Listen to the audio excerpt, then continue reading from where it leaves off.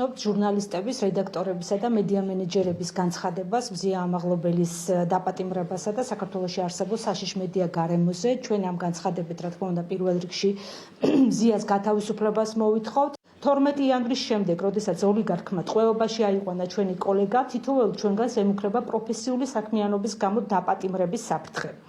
ქართული ოცნების მმართველობის ბოლო წლებში საქართველოში მკვეთრად გაუარესდა მედია გარემო. ის ფაქტი, რომ მზია ამაღლობელის სისხლის სამართლის ბრჭყალებში ბრალდებით დააპატიმრეს, აჩვენებს, რომ ოლიგარქის რეჟიმი მის მიმართ კრიტიკულად განწყობილი მედიის წარმომადგენლების დევნის ახალ ეტაპზე გადავიდა, რაც შეთითხნილი ბრალდებებით ჟურნალისტების ციხეში დატყვევებას გულისხმობს, როგორც ეს უკვე მოხდა ბოლო წლებში რუსეთში, ბელარუსში და მეზობელ აზერბაიჯანში. მოვითხოვთ სინდისის პატიმრის მზია ამაღლობელის დაუყოვნებლივ გათავისუფლებას.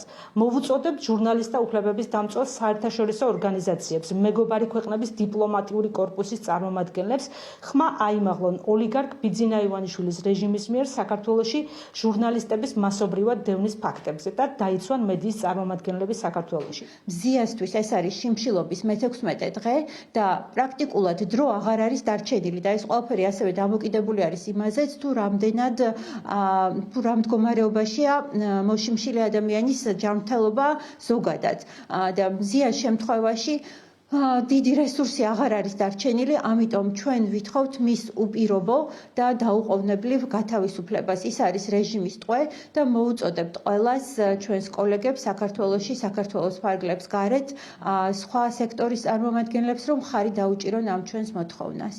სრულ პასუხისმგებლობას მზიას ჩამოთვალების მდგომარეობაზე ვაკისრებ იმ ადამიანებს, ვინც გადაწყვიტა, რომ მზია უნდა დატოვოს ტყვეობაში.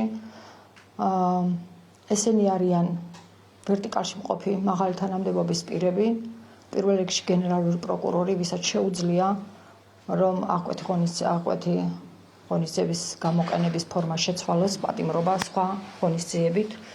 მათ არ სჭირდებათ მზია ტყვეობაში გარდა ერთი გარემოებისა. თუ არ უნდათ რომ შეგვაშინონ ჩვენ და დაგვაფრთხონ ჩვენს პროფესიაში.